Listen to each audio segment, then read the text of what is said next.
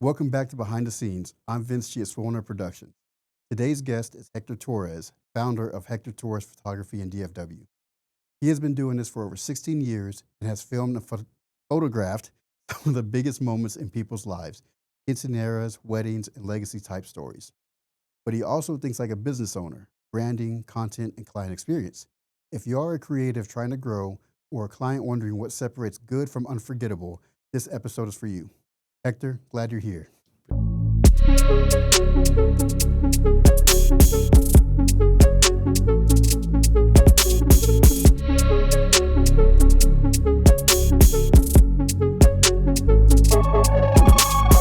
Hector, appreciate you coming through, man. So, real quick question for you. Where are you originally from? I am originally from Fort Hood, Killeen, Okay. Texas. What was it like growing up there? Living a military life. Mm-hmm. I was a dependent. My father was in the military, and most of my life has always been wrapped around, the military. Okay. All my family's all military. My son just got back, Dang. living from the military also. So, did you join the military as well, or? I did not. I tried, but I could not. Respiratory issues. What branch? Army. Army? Mm-hmm. Oh, you said that with some pride Army. right there. Yep. So, is everyone like all Army? Yes, except for my brother. He's a Marine. Okay. Yeah. So, but You had to go the extra mile for it. yeah. What made you want to join the Army? I'm always curious about that. Well, I wanted to join the Army because that's just part of our family background. Mm-hmm. My grandfather served in the Korean War. My other grandfather served 32 years in Coast Guard. My dad, my biological dad, retired 20 years from the Army, and then my dad, who raised us, he's retired from the Army, but he's what they call in civilian world a contractor, but military is GS. Yeah. So he's working on his 40 years. Yeah. So very, very proud of that. And then my son decided to join to take the reins because I definitely couldn't. So I was able to live through his eyes a little bit, Man. But yeah, man, I was born and raised on a military base. Great. So, did y'all like travel everywhere, like all over the U.S. or no? Lived in Germany and Fort Hood.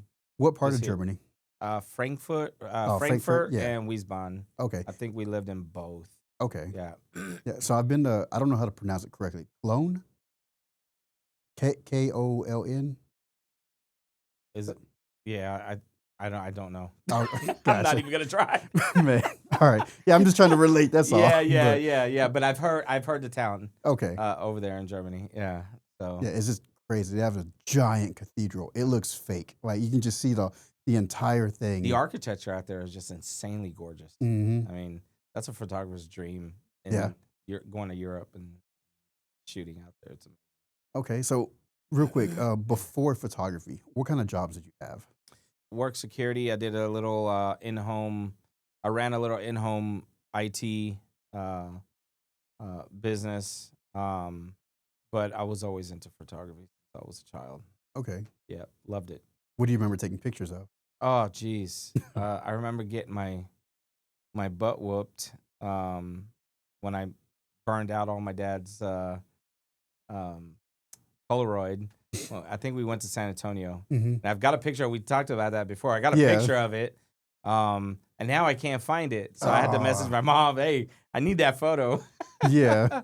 But as soon as I get it, we're going to be posting it back up and stuff like that. But watch it be like all blurry, out of focus in Oh, someone's God, foot. it's major retro, man. I was back in, I think I was like 6, 7.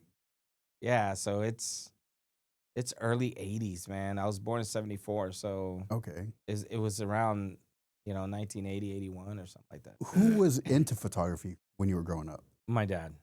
Did he do it professionally or was it just like a side? No, he was taking photos. It's funny because I say recently, but here in the past couple years, my mom was getting ready. My mom and dad were getting ready to get restationed up in Italy. Mm-hmm. So they're, packing up all this stuff, and she found this these slides. I don't know if you're familiar, but they're like square film Okay. slides, and you put them in this. I can't remember what it's called, but kind of like a projector. I think I saw someone Yeah, using one. and you click it, and it changes slide, and you can see the photo on projected up. Oh, dang. So kind of like you remember those old school toys from like McDonald's or something? You put them up and Similar. Yeah. It's same Okay. concept. Yeah. Okay, but just big. Yeah, it posts it up. It actually projects it on the wall, but they're Dang. only about 2x2 Okay. square. Real small. But she brought me. She brought me like 400 something, over 400 of these slides. So I was going through these slides, Mm-hmm. and I see all these pictures that my dad took. Mm-hmm. And just it blew my mind. And then he there was a picture I found where he's taking a picture of himself with this 35 millimeter camera. So I went out and I bought this converter, Yeah. convert all this film. And when I came across that picture, I just kept zooming in on it, and it said Yashica on there. And excuse me, I went on Etsy and I found the camera and I bought it. So now I have it, sitting up in my office. That's cool. As display, man. That's real cool. It's memories and stuff. You know what I mean? Have you put any of the pictures around it too? Not yet. That'd be kind of cool. Like have the camera and maybe like pictures where you can kind of go through it. Correct. Yeah. Yeah. And I thought about that. I'm just trying to, the way my setup, I got to figure out how to display them. Yeah. But yeah, that would be badass. Yeah. That was your first camera, but what was your first camera that you actually bought? The first camera I actually bought, didn't really buy it. I always had cameras, right, that I shot just as a hobby, taking pictures of friends and all that stuff. But when I got into the business, we had a miniature pure white Chihuahua. Mm-hmm. She just had babies. So I was like, yeah, babe, we need to get rid of these dogs, man. It's just too many. Yep. They come of age, they gotta go. I love the dogs; they're great, but she had a huge litter. Mm-hmm. Like 12 dogs or something like that. Yeah, and only one out of, I think she had 8 puppies. Okay. Which is a lot for a miniature Chihuahua. Yeah. One was pure white, just like the mom. Well, I don't know how my wife set them up for sale. This was years ago.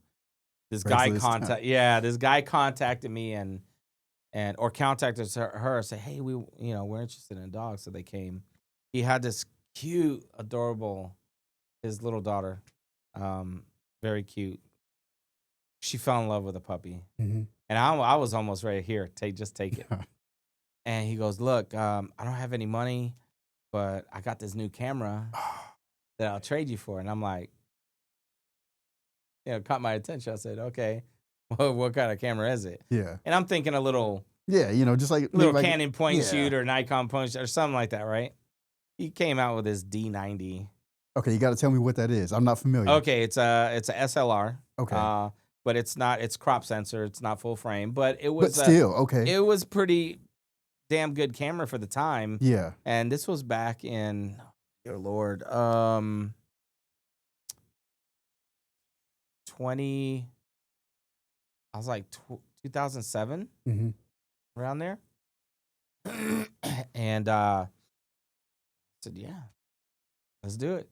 How much do you think that camera was worth then for that dog? Oh, so that camera, I believe, if it serves me correctly, it was right around $1,700 back then. That was a lot of money. That's a lot of money back then. That was a lot of money back then. And if you compare today and yesterday's pricing, they've gone up a lot compared to, well, that let me correct that. they were more expensive back then because people couldn't afford it. Yeah. Right now that people are able to afford, this gear a little bit more, things are more accessible to them. I Yeah. guess you could say. But I couldn't afford a camera, and I always wanted a pro camera, but it was like I couldn't afford it. Yeah. So I was hustling, doing other things. Bringing that bread in. But I always knew that photography was my thing. But that's just crazy. He's like, I have this camera. I can give it to you for this dog. Like that exchange right there it turned into like what it is today. It's just crazy. Exactly, and that's my wife and I, when we kind of doing a little reminiscing with the kids and stuff. Yeah. It's like, it was life changing for me and for my family. What were you doing right before that moment? So at that time, I was working a security job. Dang. Yeah. Okay. And I would go out to, how they have these warehouses where they sell equipment that companies got rid of. Okay. Yeah. Right. I can't remember the term, but I used to go out there and I'd buy a bunch of crap in bulk and I'd fix them up. I'd replace the hard drives, add more memory, reload software, And so you just been a nerd the whole time. Yeah, man. I've been a nerd forever, always geeking out. Yeah. So you bought this camera. What was the first like paid shoot that you had with it? I don't think I had a paid shoot with that camera yet. Okay. It wasn't until I upgraded when I started doing the paid shoots. What did you upgrade to? I started with a D890, the D90, I mean. Then I went to the D7000. And then right after the D7000, I went straight to D800. Okay. Now, I know nothing about Nikons. Yeah. But from a previous conversation, I know you're like the Nikon guy. Oh, yeah. But why Nikon? Like, why did you never venture out to something else? I've tried Canon before. I've shot Canon before. And for me, it's just the colors weren't there. You could tell, even with a crop sensor, you could tell the difference in the colors. And Nikon and on top the ergonomics too, it just felt right. Yeah. And I felt comfortable shooting with a Nikon, and everything else was just a plus that came with it. The only thing is with Nikon, it is a little bit more pricey than your typical Canon or anything else. But I get bougie like that. You could put two things that are identical and they're completely different prices, and I will always, almost 100%, pick the most expensive one. I'm the same way. I'm the same way. Yeah. So how do you feel now that Nikon and Red are merged together? Do you feel like a sense of superiority? Dude, that's a pretty badass merger, man. It really is. And I'm actually, I'm happy for what's Nikon. I'm happy for Nikon because they did, in my eyes and in my professional opinion, they lacked in video. Where Sony and Canon had always, I think it was Canon first, held the market. Then Sony came in and they just killed it with their autofocus stuff. Yep. But Nikon, they started producing in their D series SLRs, the video. They started implementing video in those cameras, and the video quality was just, I was blown away. And I never wanted to get into video. My wife's best friend, who ran a venue in Arlington and also ran the pageant system, actually is the one that convinced me to get into video. And so you were photography for how long? Well, I officially started the business in 2010. Okay. So I didn't start kicking into video probably until, I like to say 2013, 2014. Okay. So not too long after that. Yeah, not too long after that. But it's funny because I go back and look at my stuff and it's like cringy, bro. Okay, so let's talk about that. Tell me about your first projects with photo and video. Very first photo shoot was with a bunch of girls. We did this kind of like a pinup photo session, bro. It was bad. How bad was It it? was bad, man. I mean, um, I had no experience, but I was ambitious, learning lighting Yeah. and stuff like that, And at the time, you can't afford all the good stuff, Hmm. so had to buy a lot of the cheapy The newer, oh Amazon. yeah, newers and eh, not to talk bad about newer, but Newer wasn't even in the market oh, then. okay, Yeah, they didn't dang. come out till a couple of years later. So you getting the Chinese knockoff Yeah, stuff? super. Yeah, this stuff is like at the bottom of the barrel stuff, man. I mean, it Okay, was it was big, huge light bulbs that you screw into the soft box. man, It I was remember yeah, those. it was bad.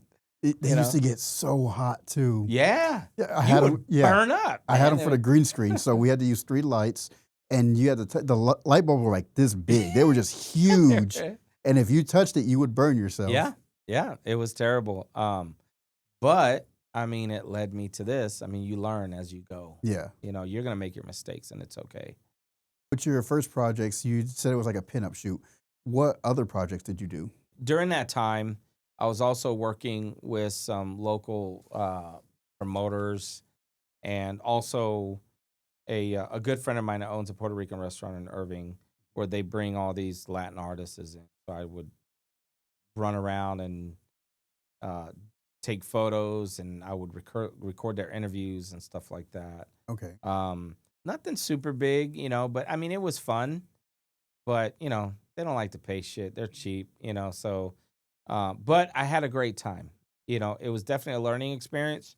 And the good thing about that is, I learned how to shoot in low light. Okay. So all of that stuff early on was there were learning curves. Hmm. Okay, I didn't know what the hell I was doing.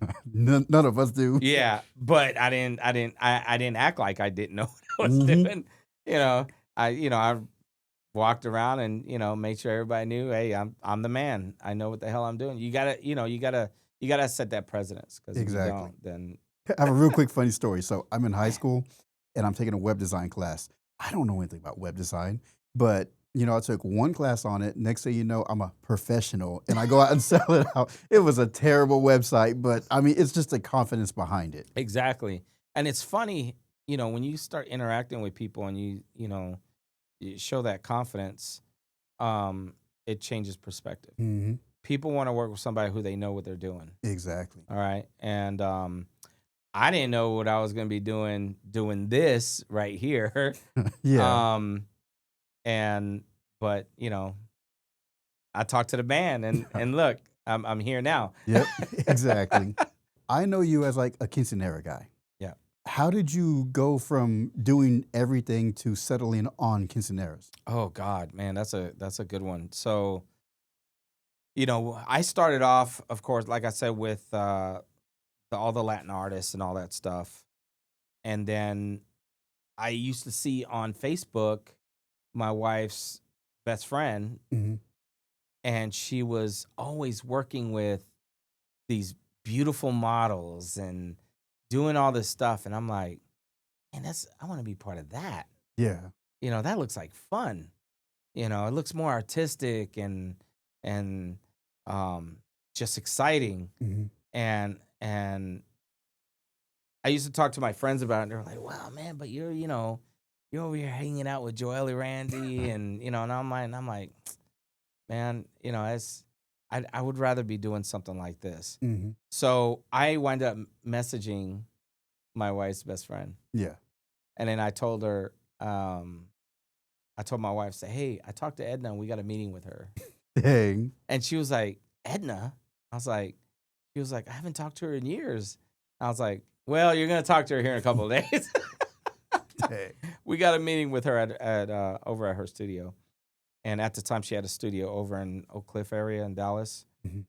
where she did hair and makeup and all that good old stuff. But Edna is, she's family. Yeah. Really good friend of Cece's. They grew up together since I think grade school, if it serves me correctly. and she over the years turned into like my little sister. But she took me under her wing Mhm. because I didn't know anything about beauty. Yeah. I didn't know anything how I don't have daughters. I didn't know how to deal with girls. I mean, I have a daughter, but she lives in San Angelo, so you Yeah. know, and but I didn't know anything about that stuff. Mhm. So I was walking into something blindly without knowing what the expectation is. Yeah. And we wound up doing another pinup photo shoot, something that she helped put together, Mhm. which turned out 100% better than what I try to do in my garage. Yeah. You know, You got to post those before and afters. yeah, I'm telling you, when I ran across those photos, I'm gonna have to do something. But yeah, we had a little like, oh my god, less than 1,000 square foot house Mhm. in Irving at the time, and you know, we just cleared everything out in the garage and did that one pit up. It was just all crap. But with Edna, she really helped put it in perspective Yeah. and really kind of walked me through because she's done this before, right? Yeah. Um, so we did that, and from there it led to the pageant system. Mhm. She got me in there. She took a lot of heat for it.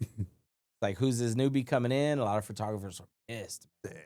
And she was like, "Hey, I've been reaching out to you. You're supposed to be, and I've been trying to get you to get me in, but you got this guy Hector. Who's he? He's a nobody. He doesn't." Mhm. And she got a lot of slack for getting me in, but um, you know, she was a big part of all this too. So You don't ever do anything by yourself. yeah. It just doesn't happen. Yeah. You can't. And then anybody says that they do is full of shit. Mm. So you highly believe in having a mentor for our industry or Oh any industry, really? God, yes. Okay. We're looking somebody who I can mentor, Mhm. and I just haven't found the right person yet. We get people to come through, and a lot of times what happens is they come in, they want to nose pick and try to, and then they go off and try to do their own thing, but it Yeah. doesn't work. You need somebody to, you know, you, somebody where you could put your head on their shoulder and really learn, Yeah. and be partners. Yeah. Can you tell the audience what is a quinceanera exactly? Quinceanera is, for most, well, the easiest way is compare it to a Sweet 16, Mhm. except for, they're 15 and is just the coming of age of a young girl into womanhood Okay. for the Latin community, of course. So. I haven't been to a lot of them, but I know they get pretty crazy. Oof. Nowadays, I've been seeing like giant robots and just all kinds of crazy stuff. They weren't like that when I was growing up. Yeah, there is the Quinceanera. It's changed. It's not your same traditional stuff like back in the old days Mhm. on how they did it. Um, I w it's But yeah. I was gonna say, I want you to take me back to the old way and tell me about your craziest one that you've experienced now. I started off in the quinceañera world. I like to call it that mid transition period Mhm. where the old traditions are slowly fading away and it's starting to change, Yeah. right? And I think I posted a picture of my first quinceañera. I think it was in, I can't remember, it was 2011, 2012 or something like that. Um, Photos were hideous, of course, but it was my very first quinceañera. Mhm. And at that time, $3,000 was a lot of money. Yeah. And for an inexperienced photographer like myself at the time, to land a $3,000 quinceañera, it was a little unheard of. Yeah. Um, but it happened. So the pressure was on. Mhm. Um, I would say comparing old to new, I mean, there's a lot of crazy. You've got girls riding into the venue with on horses. Yeah. I think the older days were more simple, Mhm. you know, a lot simpler parties, more just for family and stuff. Yeah. That's my guess, because I really didn't work too much in the old sense. Um, but every year it's like something's changing and escalating into something else. Mhm. It's not traditional anymore because back then everything was set. They're gonna, all the chain of events that would go on during that day on their timeline would be always the same for every quinceañera, from what I've read and seen. Right? Yeah. Now it's like just all over the place. They don't even. The majority of our quinceañeras don't even have the misa with the church service anymore. Even the church has gotten way expensive. Really? I thought. Well, I don't know much about it, so I thought they were doing that more like for free or at a discount rate. Heck no, man! They charge. Dang. And these churches have also transitioned into like, if you want your own service, it's a lot more expensive. Versus what they're doing now also is what they call community service. I can't. I hate those. Those are the worst. You got 6 to 8 quinceañeras in there for their misa with 6 to 8 photographers and then 6 to 8 videographers, depending on their crew, and everybody's fighting over a spot because they're trying to get the right view for their client. Right? It's terrible. I refuse to do community. I won't do it. That's good to know. No. Yeah. I rarely do them, but when I do, that's good to know at least. Oh yeah. I won't do it. It's too chaotic. And then you're filming yours, but then you're getting the other quinceañeras, and it looks tacky. Okay. What's been the craziest one that you've experienced? Man, okay. Yeah, I got one. Yeah, okay. See, this is what I want to hear. I want to hear a crazy story. Okay, I got one. So we had this client, and we actually didn't get to go through the whole quinceañera process. Okay. Which is what? Which is, they call, they book, or they call, you set a book date, normally we'll set them up for them to come to our office and kind of do a consultation and all that stuff, right? Okay. Once we do a consultation, we will, decide if they want to book or not, figure out finances, all that stuff, right? Once they book, we'll start scheduling their photo session. So I'll get with my makeup artist, Veronica Toledo. She's been working with me since the beginning. She does all my girls, no matter what. And that really builds that my brand is built around that. Yeah. We'll set up the hair and makeup session. We'll do the sessions, all that stuff. I'll go out and I'll print, frame, get the picture ready and all that stuff. And then we'll start getting, prepared for the actual day of the event. Okay. And just stay in communication with the client, getting timelines and all that stuff. So she had less than a week and a half. Which I'm guessing is not normal at all. Hell no. Okay. It is not normal. She called me a week and a half before the day of the quince and says, I need the portrait. I need everything. So I was able to schedule everything done. I got everything up until I got the photo printed. And I said, okay, well, I got the photo and everything done. I need to get the last portion of your payment. And then we'll see you on Saturday. I'll bring the portrait with me. Didn't hear for a couple of days. Calls back. And she goes, yeah, I'm not happy with your services. I want a full refund of what I already paid you. And I want my picture. And she wants the picture? Yes. That doesn't make sense. Yeah. So I hear her husband in the background. And he's pissed. And what I'm thinking of, she bit off a little bit more than she can chew, and she didn't communicate with him. Yeah. Is what happened. So now he's mad because she signed a contract for like $3,600 and she's going to pay it. So I told her, I said, well, I'm sorry, I'm not going to give you a refund.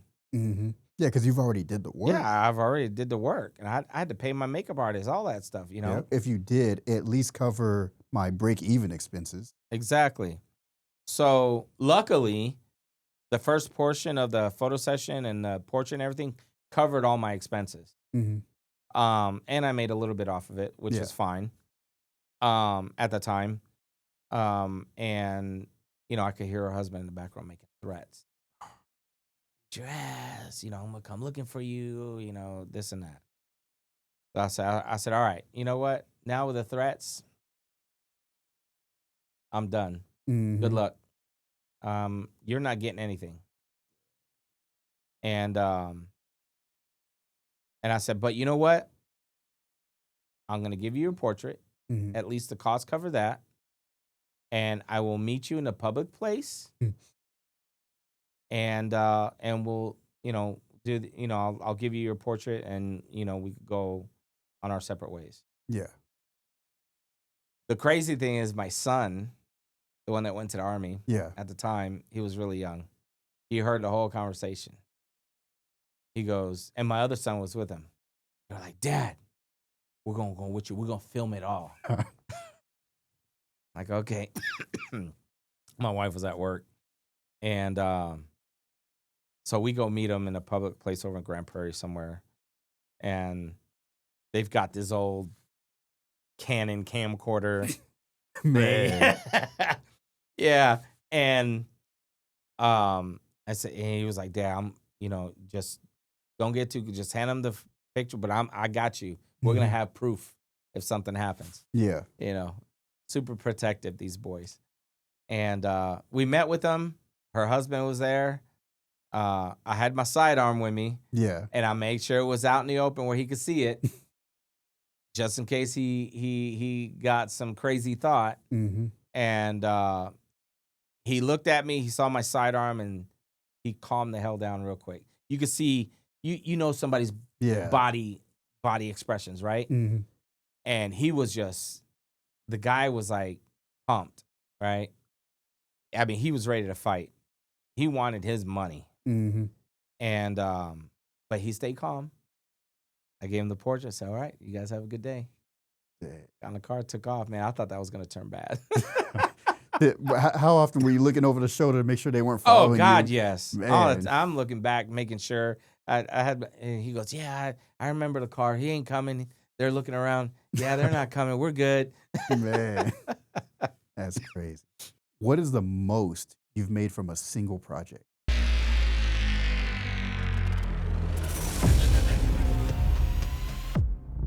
It all depends what you mean the most, because I have clients that I have contracts with Mm-hmm. that do stuff with them every single year, Okay. multiple times a year. So you talking about like one lump sum, or you mean just one, Well, one lump sum. like one Yeah. event, Yeah. one cost? Okay. Yeah.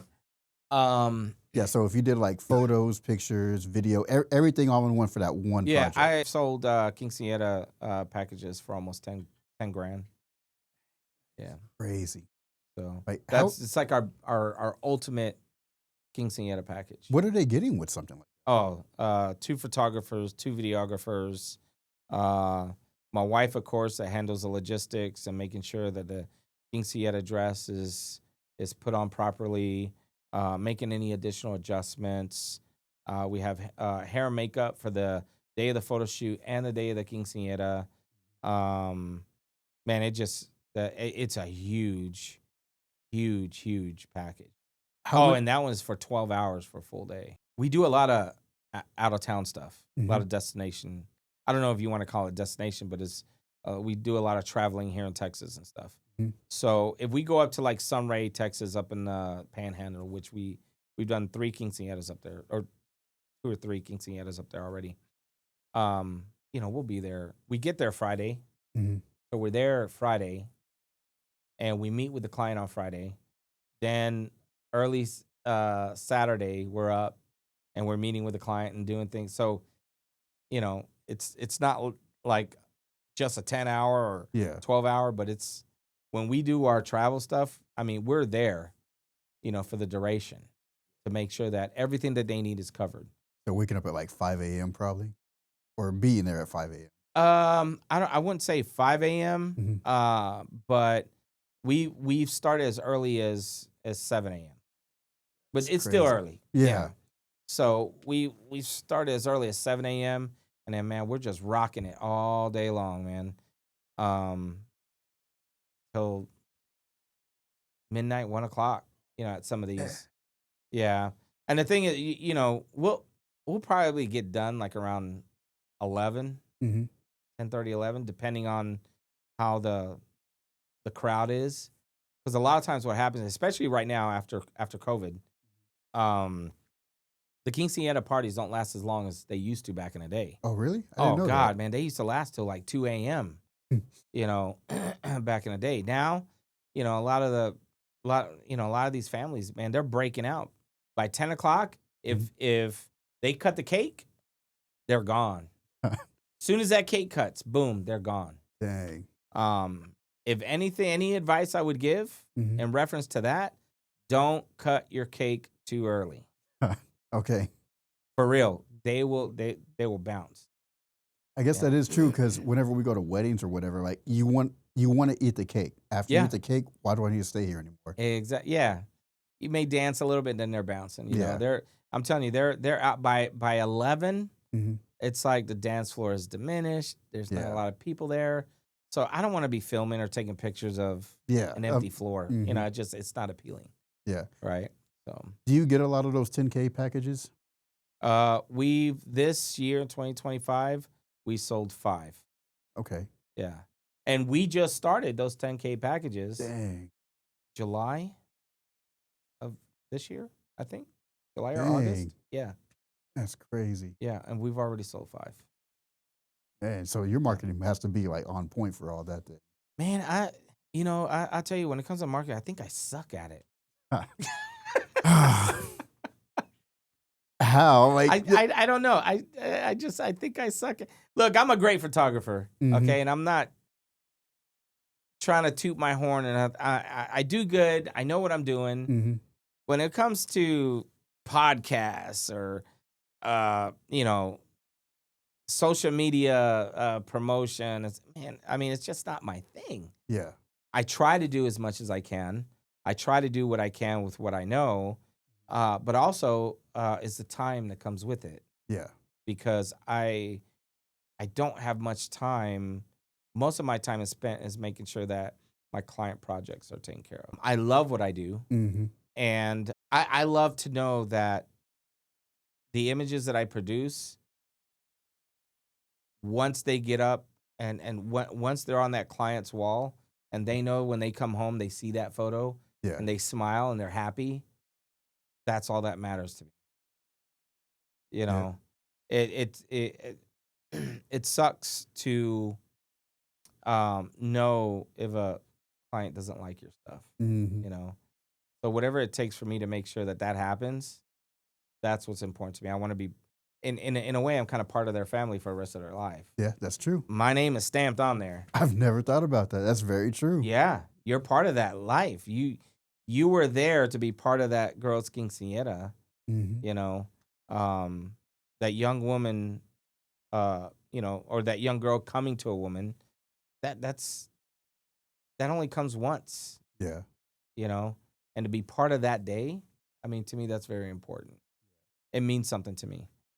They chose me to be part of that important moment, you know. So I know because we're in a similar, we're in Mario's group. Yeah, And yeah. I remember you mentioning that you shot 3 or 4 quinceaneras for the same family. Yes. Yeah. That's the one up in Sunray. Yeah. So what I'm trying to get at is that you say relationships are very important. Very. Like, how important are they in what you do? Oh my God. Um, we like to stay in contact with our clients as much as possible. Mhm. Um, and we did Mariela's quinceañera up in Sunray. We did Yanitza's. Then we did Yanitza's mom's sister who came down. I think it was her sister who came over here to do her family portrait. She brought her whole family all the way from Panhandle. Dang. Yeah. I have a client up in Oklahoma. They came all the way here from Oklahoma to get their portrait session, That's you know? Um, so it's important. It's very important for us to build these relationships. mhm. And I'll be honest, sometimes there are some individuals those relationships you can't build. Yeah. Okay. You're gonna have those. So if you could think you could have an amazing relationship with every single client, that's not gonna happen. Yeah. You gotta be delusional thinking that you can do that. You're gonna have some clients that are just gonna be shit clients. Mm-hmm. But, you know, I would say 98% of our clients have been extraordinary, Okay. you know. And we just did we did a quinceañera for Emma, and they did just a makeshift after party 2 months later to bust a what is it, piñata? Yeah. Yeah, and they called us, "Hey," you know, and we're on text message all the time Mm-hmm. with them, you know, and amazing family though, you know, and they have so we did her daughters, and then the mom's granddaughter, she's been quote unquote stalking me on Facebook, and you'll get to know, you'll see what I know, what I'm, you know, by what I mean. Um, she has a disability, Mm-hmm. and she's deaf, but she's been following me. She's like all in all with my photos. The sweetest little girl. Mm-hmm. Okay. I never met her even prior to the quinceañera when I got her friend request. And I told my wife, I said, "Hey, um, do you know this little girl?" And I didn't bother investigating or Yeah. nothing like that. But the crazy thing is, the day of Emma's quinceañera, I was doing another quinceañera in Garland. Mm-hmm. When that one was done, I drove over to Fort Worth to catch the last part of that quinceañera, and she was there. And when she saw me, her eyes got so big, and she got so excited. Mm-hmm. And I started saying, "Wait a minute, you're my friend on Facebook." And she got, you know, really, Yeah, like all starstruck. and I gave her, you know, I said, "Come here, give me a hug." And I gave her a big hug. And, you know, it was like one of those super great moments. And I think I'm pretty sure we're going to be doing her quinceañera. She's 13 right now, so she's got 2 more years. Yeah. But I'm pretty sure we'll be doing hers. Yeah, without a doubt, I'm Yeah. sure. But we're building that relationship, Yeah. right? She's already happy and comfortable being around me. And I got to see her again Mm. just a couple of days ago. And you know, she was teaching me how to do sign language and Oh, that's stuff, cool. which was super awesome. Do you know anything now? I know bullshit. Oh man, she taught you all the bad words. Yeah. And then I can't remember, but she was showing me some other ones. I still can't remember, but I remember the bullshit one. That's funny. But yeah, she was showing me, and we were talking, and but you know, again, it's building that relationship. Mm-hmm. You know, How do you make someone feel confident on camera? Your first time working with. I have a perfect example for that, but I'm really afraid to talk about it. But why is that? We had a recent quinceañera, and she wasn't feeling up to taking photos. Matter of fact, when she was in my when she had came over with her parents, she's got this look on her face, like she was not having it. Working in the pageant system and working with all these girls and with these different personalities and all that stuff for so many years, we did it for like 10, 11 years. It teaches you how to adjust and maneuver around all these different emotional personalities, different personalities Yeah. these young girls have, right? And as beautiful as any of them can be, I guarantee you they all have something that they're insecure about. Mm-hmm. So instead of asking them what you're insecure about, you break the ice by just kind of creating dialogue with them and trying to come down to their level, right? Mm-hmm. Find out what they like, what their interests are, right? Um, and then just work around that. Okay. And it's hard because it takes time. Yeah. Yeah, and some people are introverted. So like how do you break through with someone like Absolutely. that? And I tell you, I had one that was really, really introverted, Mia, and we did her quinceañera many years ago. And now I'm getting ready to do her sisters. Mm. And she is the sweetest young girl, but super, super shy. Yeah. She wouldn't say a word. And by the time we were in the session, me and her were walking together by ourselves having a conversation. Her mom was blown away. She goes, she's never talked this much to anyone. But it's just, you got to let them feel comfortable with you. I'll tell you, if the quinceañera is not comfortable with their photographer, those photos are not going to come out looking right. Yeah. They're going to look like shit. Yeah, you can tell. It doesn't matter. Yep. Doesn't matter. You can Photoshop the heck out of it. It's going to look like shit. Yep. You know, because they're not happy. You know, it's really important that they enjoy being around us. And I'm a clown, you know, and, you know, I'll try to, I'll just do some stupid shit, man, just to Yeah. make them laugh a little bit or whatever, you know. So this goes into my next question. Like, what are you doing behind the scenes that clients don't see? You know, I'll ask them about, you know, about their boyfriend. Okay. They get a little giddy over that, you know. You can see their eyes and the complexion in their face just kind of brightens up a little bit. Or you know, some of them are really into their soccer, you know, whatever sports or whatever activity that they're in. Yeah. And you just talk about that. They'll get freaked out in the beginning because I'm walking in. I got my big huge, and I'll do this on purpose. Mm-hmm. I got this big huge the tripod and my video camera, and you know, and I'll walk over and say, okay, I'm gonna be all up in your face, you know, and got this big old thing, and they're like, you know, it kind of breaks the ice a little bit, right? Yeah. But you know, because a lot of these girls, you see a big, huge camera like that, Mm-hmm. and it's like, yeah, I'm all in your business now. You know, it's like, oh shit. Yeah, I've noticed that too because I have the Osmo Pocket 3, that little camera, the one that's actually right there. Yeah. So when people see that, they feel less intimidated by it. So the smaller the camera, the less intimidating. Yep. Typically. So I bring this big thing with and it's got the box on it. It's got a small rig, you know, set up, and Yeah. I mean it's huge, right? And bring it up, and they're like shocked. Say, yeah, I'm gonna be all in your business. I'm gonna zoom in on that pimple on your cheek right there. Man. That's a good one. You know, it cracks them up. You know, it really breaks that ice. Yeah. And let them know that, you know, we're normal too. Yeah. You know, and then from there we start getting into personal conversations with, you know, about our lives. Mm-hmm. You know, they talk about their lives. Start building. You know, those building blocks just start growing between you and that client. It's just, it's awesome, man. But what about work-wise? Like, so post-production. Post-production, I'm locked up in my little cave, Mm-hmm.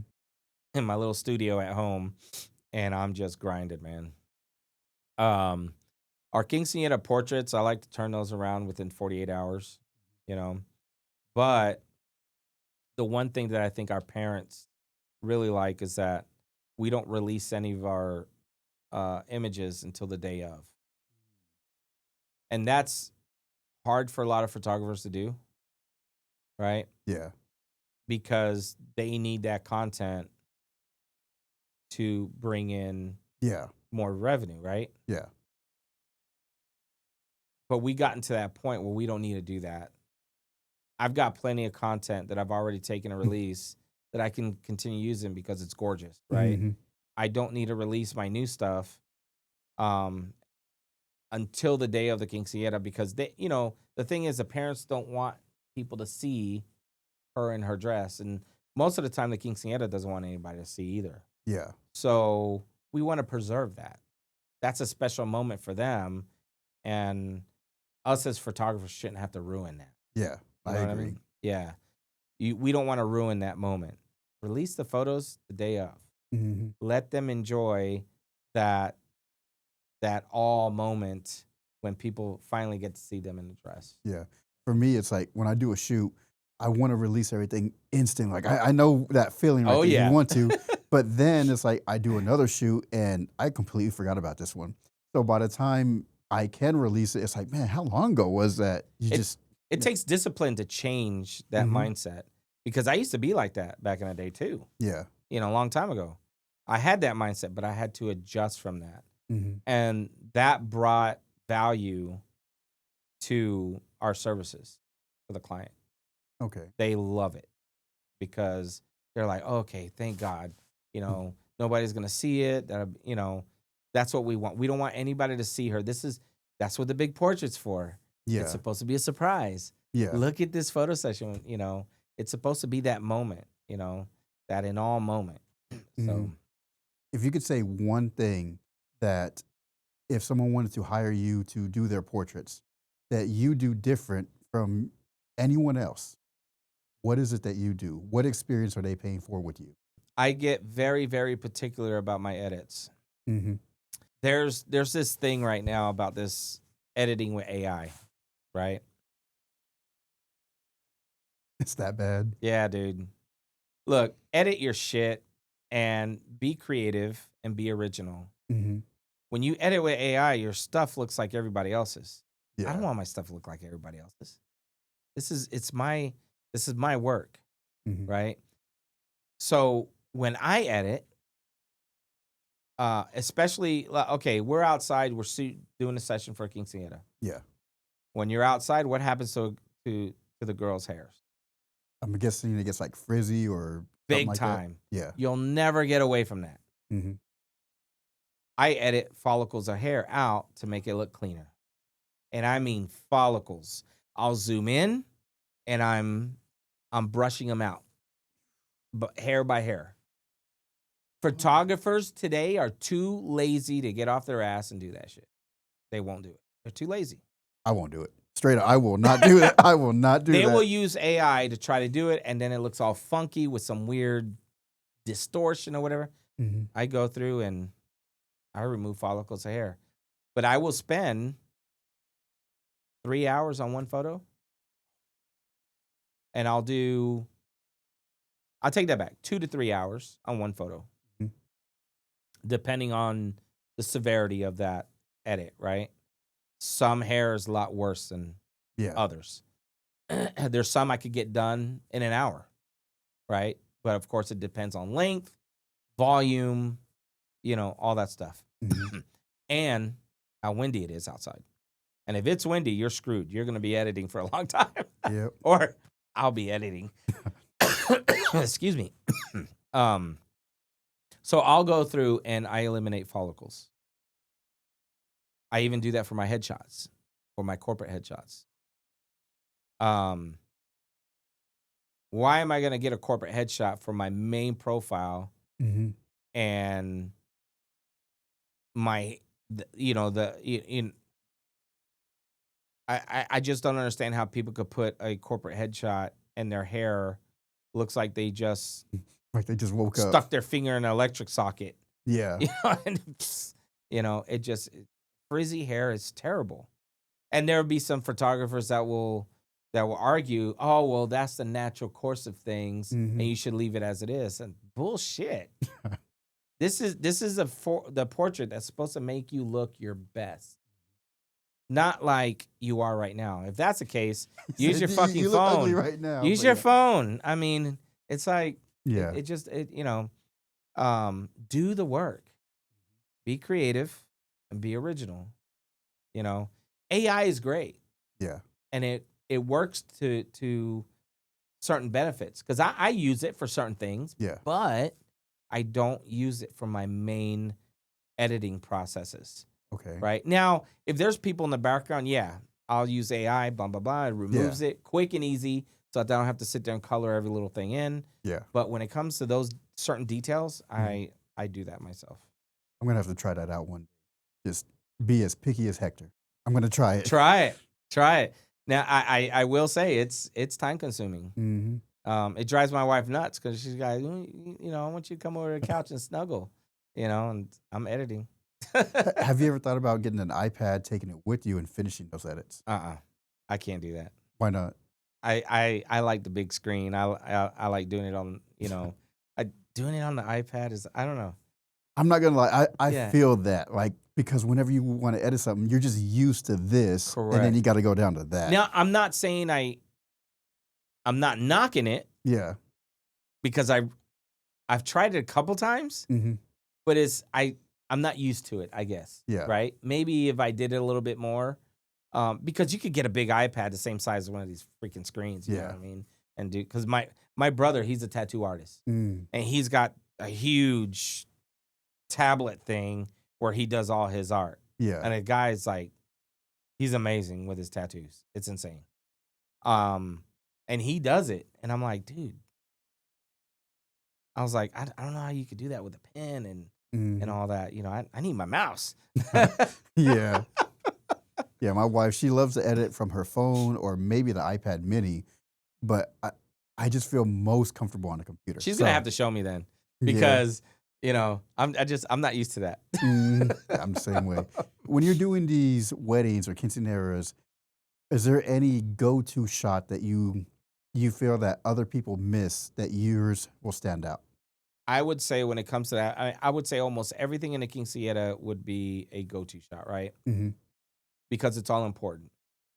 But is coordinating with your vendors in order to get those shots uh, done correctly. Mhm. So in other words, you want to make sure you communicate with the DJs. If you have a coordinator, it's easier because then you could get with a coordinator. But if you don't have a coordinator, then the photographer is like the quote unquote unofficial person in charge, Yeah. I guess. And DJs may not agree with that, Yeah. but it is what it is because we're the ones setting the tone on getting those images for the client. So when I go into a quinceañera, I let everybody know nobody starts anything until I give you the thumbs up. Dang. If I'm not giving you the thumbs up and you start, and if I don't capture it, we're gonna have a problem, and I'm not gonna be held responsible here. Yeah. So I communicate that across the board. And I've worked with so many DJs that we're used to working together. Mhm. So it's like it works in harmony. I work with some great DJs out there. They're amazing. But you want to make sure that in order to capture all these shots, the shot, whether it's father-daughter dance, mother-daughter dance, um, or the father-daughter dance with dancing on the clouds, or even dancing on clouds or father-daughter or mother, and then you got the sparklers in the back. You Yeah. want to make sure everything is positioned correctly so that one, the shot comes out the way it needs to. Two, everything in the background looks really nice. A lot of times, what happens is the client will have this beautiful venue decorated, right?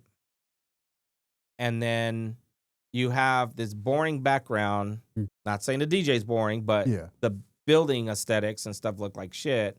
And you got the DJ and his setup. But if you're filming in that direction only, or taking pictures in that direction only, I mean, the client paid for the venue and all those decorations. You want to showcase Yeah, that exactly. in the images, right? So you got to make sure you make it work where you could take pictures from all angles. But again, like I said, you got to work with your vendors, Yeah. right? And when the DJ has his smoke machine guy, the worst thing, the guy who does the dancing on the clouds, the worst thing you could have is his little helper there with a baseball cap Mhm. and his pants halfway down to his knees and his canzones showing to the world, and he's bending over, rolling the smoke machine around right in front of the camera. That's some tacky ass shit, Yeah. you know? I mean, so I work on and say, hey, you're gonna go with me with, we'll work together Mhm. to make sure the dancing on clouds look good, but you know, I need you within the confines of uh the my viewpoint here from the camera. Yeah. That's good. So as long as you keep that communication, things will run smoothly. Mhm. Um, but there have been some of those individuals that, unfortunately, Yeah. So what boundaries do you set with clients right now? Like I know that, but is there anything else in your contracts or anything? we have boundaries in our contract that state, if we're talked down to or disrespected or any derogatory terms or anything used against us, we Mm. pack up our shit and we go. Yeah, we won't tolerate that. At what point does it like do you pack up and leave? Like how bad does it need to be? I'll tell you, I'll give you a perfect example for that because that happened one time, and it's only happened once. Yeah. But we had this quinceañera up in Keller Mhm. area, and I always get with a DJ. We plug in the audio to record, for the video so that everything looks and sounds good for the Quinceanera. Yeah. And I always tell the DJ, hey, if you want this audio, I'll give it to you. You're helping me out. I'll give you the audio. And because they could use that audio for their own, for whatever. Never thought about that. Yeah. And I said, yeah, make a copy, keep it. I don't care. This one particular DJ, I don't even remember his name, but super asshole. Yeah, I'll say that. But he was like, oh, did you give the client a discount for you to do this or something? I'm like, why would I offer the client a discount? Yeah. It doesn't make any sense. He goes, well, I paid a lot of money for this, and you're not paying for, hooking this up, and you could damage my equipment. And I'm like, dude, I came and I introduced myself really nicely, and you're like snapping at me right now. And I'm like, look, if you don't want me to connect it, then that's fine. You go fuck yourself with your attitude. I'm not going to sit here and put up with it. I came to you and I introduced you. I introduced myself to you. I was very kind. Mm-hmm. But if you're going to be a jerk to me, then, you're going to get it tenfold back. Yeah. And I walked away. He started yelling. I went straight to, I said, look, this is what happened. If I need you to talk to him, if he won't let me connect, then that's fine. But you're not going to get the audio that you wanted. Mm-hmm. You wanted this connection. I'm trying to do it. He's not allowing me. I can't force him to do it. But I'm not going to put up with the way he talks to me. Yeah. So she got frustrated, and I get it. She's already dealing with the party. She shouldn't have to deal with vendors, bickering and shit. It's not right. But at the same time, I'm not gonna. I'm kind, and I'm a team player. I will work with you, but come on. Mm-hmm. There's got to be a level of respect here, right? Mm-hmm. You can't be going around treating people like shit. Yep. So she goes over there, and she snaps at him, and then she comes back and starts. I said, "Excuse me." I said, "I will pack my stuff and I will leave. Mm-hmm. No refund, no nothing. I will leave. I am not going to be mistreated like this. I was mistreated by the DJ, and now I'm being mistreated by you." But she winds up going back, and the DJ finally, he comes back to me, and he apologized. And I said, hey, water under the bridge. I'm good. I just want to get this party going, man. Yeah. I want to take pictures. That's all I want to do. Mm-hmm. And he goes, man, I'm sorry. I shouldn't have done that. I'm having a bad day. I said, look, we all have those bad days. I'm not going to sweat it. I'm not going to hold a grudge. It is what it is, let's, and he goes, come on, let's plug your stuff up. End of story. But it was that close, bro. Hey. It was that close. There's a level of respect no matter what. Yes, we're vendors, but we shouldn't be treated like shit. Yeah. Okay. And that's a misconception that a lot of, and I'll tell you, and I'll be the first to say it, a lot of the Caucasian community Mm-hmm. treat vendors like absolute crap. Hmm. And it's not right, and they take it. They're barking up the wrong tree with me. I'm the nicest guy. We get along. We have a good time. Yeah. But, show me the respect I'm showing you. There's no need for, arguments and all that unnecessary crap, Come on, we're all adults. We got a job to do. Let's make that client. This is about the client. Let's keep a smile on that client's face. Exactly. There's no reason to hear between each other. Correct. Right? Yeah. That's the key. So, what do you shoot on now? I shoot Nikon. I got a Z9, Z6 III.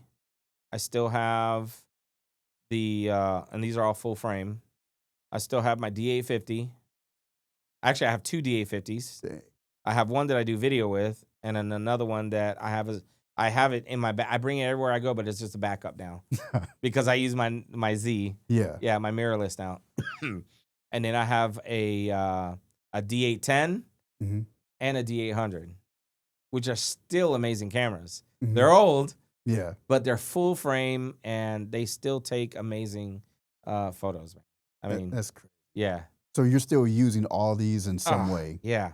some way, form, or fashion, I use them. Mm-hmm. You know, big, huge weddings or big, huge quinceañeras. I'll set up multiple tripods, and you know what? I'm like, you know what? If I want to get a couple extra video clips from different angle, hell, let's put up the D800 or the D810 up over here, and put the D800 over there, and I got my D850 as a backup just in case. You know, but I have multiple cameras. You know, so it's always useful. I don't ever throw shit away. Oh man, I'm guilty of that too. Yeah, dude. Broken cord. Nah. I've got every single camera that I've ever purchased throughout my year, except for my D. I gotta find a D90, man. I'm gonna buy one because that was my first camera. Yeah, and I don't even remember what happened that I wound up getting rid of it. See, you're kind of convincing me to go back and rebuy my first camera. Hell yeah! I sold it to my brother, so you know they use it, but it's not being used. So if I ever wanted to buy it, maybe throw it up there. Just a Canon T4i. It wasn't anything.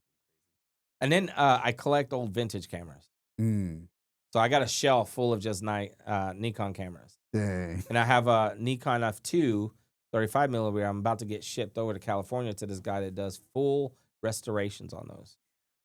So $175 though. That's not bad. Yeah, that's not bad. Cheap. That's cheap. So I ship it over to him. He ships it back, and I mean he'll tear it up completely apart, and he'll check the springs. If the springs need to be replaced, he'll replace them. He puts the special oils, all that. So I'm excited. I can't wait till I get that done. Yeah, because film is coming back in. Yeah, actually, film is already back. Yeah, I seen the Super 8's friend of mine. They did their wedding in Super 8. Yep. That's crazy. Yep. It's insane, and can't really edit that.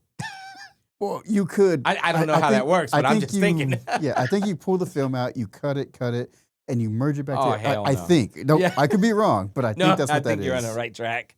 It's like, yeah, that's not for me. Yep. Nope. That's too much. I'll film it. Here you go. Exactly. 5 years, 10 years from now, what's next for you? Man, I could still be doing what I'm doing right now. Hopefully my podcast skills will be a little better. Yeah. I mean, you're doing great. But I'm not about, being super rich, and, the teacher I studied under, he took clients, to do a wedding. It was like, what was it? $80,000 minimum for a wedding. Yeah, it'd be great. But now you're dealing with more celebrity stuff, and then they're picky as shit, man. Those folks, But this, I if I'm just stuck here, I'm fine. I don't know. I don't know the real answer to that. It's, So you never thought about like, well, I want to have like a team of editors, a team of video people. You don't want to step away from it. You still want to be involved. Yeah, and we've talked about that, and it's hard for me to give that responsibility. Number one, I don't think I'll find anybody that's going to be as detailed as I am to manually edit. I agree. Right? And if I do have a team, they're all going to want to use AI. Yeah. Yeah, I don't know, brother. I mean, that's a difficult one. I would like to have a team. Yeah. A bigger team. But sometimes it's hard for me to let go. I get very detailed in how I do my stuff, and everybody has a different view on how things should be done, right? Yeah. If I found somebody that had a similar view, I mean, I know I'm not going to find anybody that has a perfectly exact view as me, but maybe that would be something to consider. But last question. If someone wanted to get in the industry that you're currently in, so say Quinceaneras, right? What advice could you give to that person? Stay the hell away from Sony. Oh, man. I know I'm gonna stir up some shit with that one. Yeah. I'm just kidding, Man. guys. Don't kill me.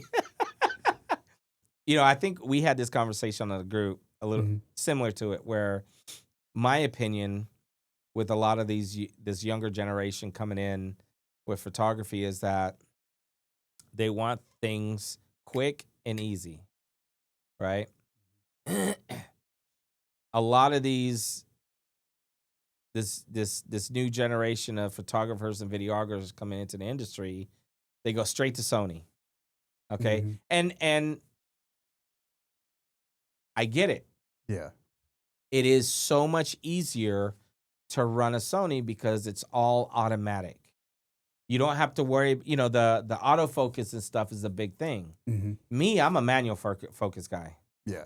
I'll sit there and I like to manual focus it. I do that during my quinceañeras. Dang. Yep. I got away from that as soon as I could. And I enjoy the flexibility of doing that and the creativity that comes with it. If something is always focused in 100%, to me, it's boring. It doesn't have to be perfectly focused 100% of the time. Change it. Create what may look like a transition or something by changing those focal points, or changing the focal point from one subject to another, right? When you want to. Now, again, I'm not saying that a Sony is a bad thing, because they're kick ass when it comes to their focus technology. But if I were to give one of these newbies a DSLR, Yep. how would they do? Are you a pro now? You see what I'm saying? Yeah. I mean, what if the only option you have is to shoot with a DSLR? Let's say that, all this equipment is all mechanical.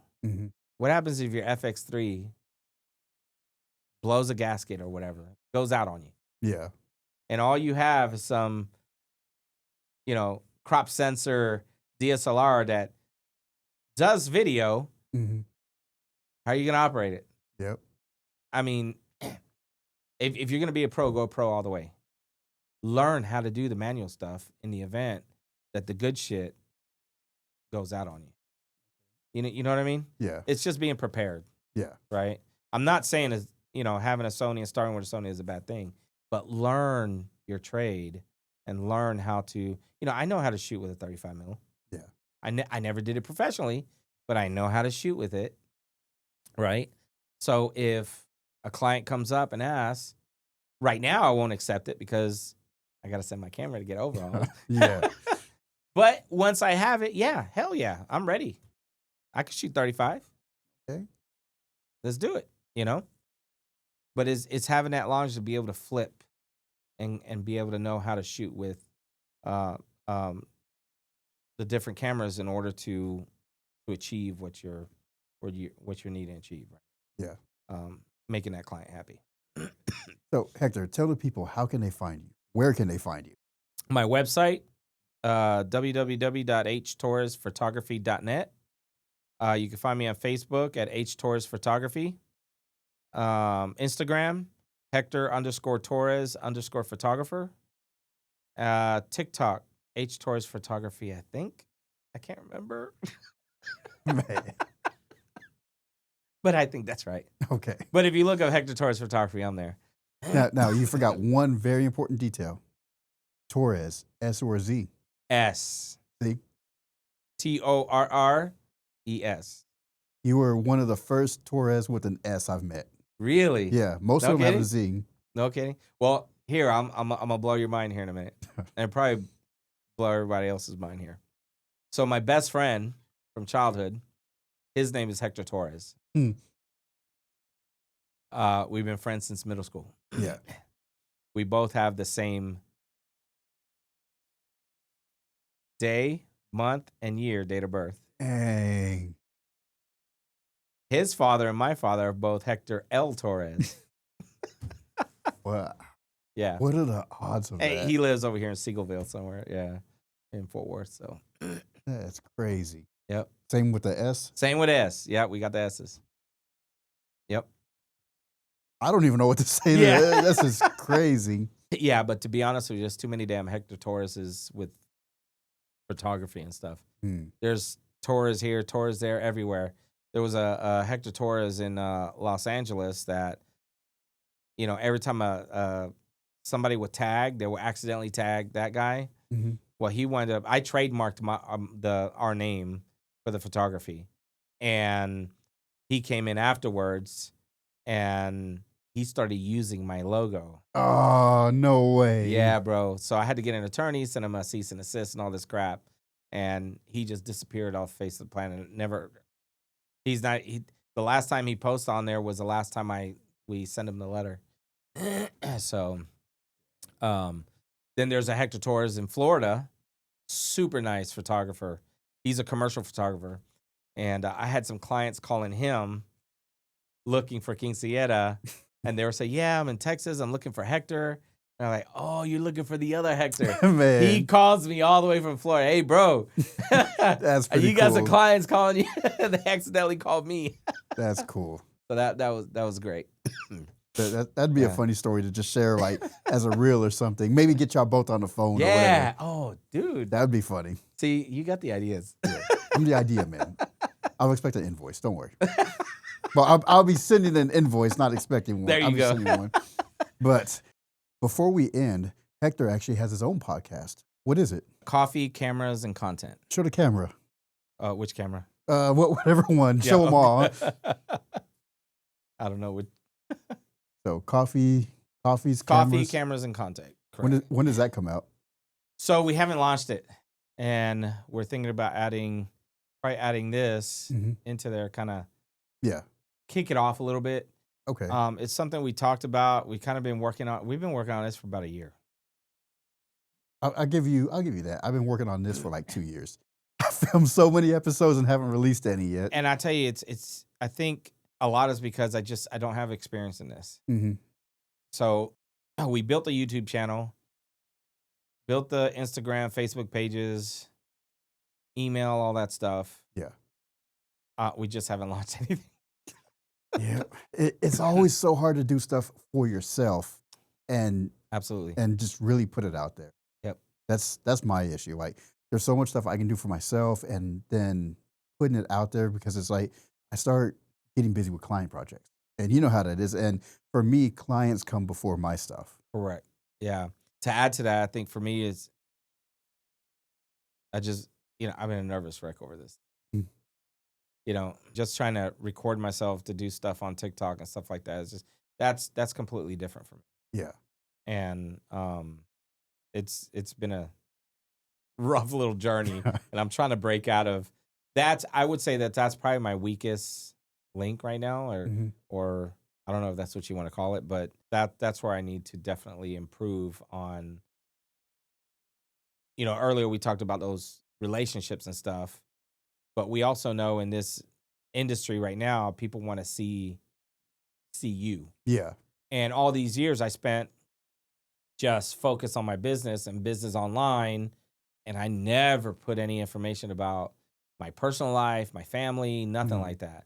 Well, now it's like it's a requirement where people want to see, what's going on in your life. Who are you as an individual and as the photographer that I want to hire you for. Yep. So that is I'm trying to change my mindset into getting on camera. Yeah.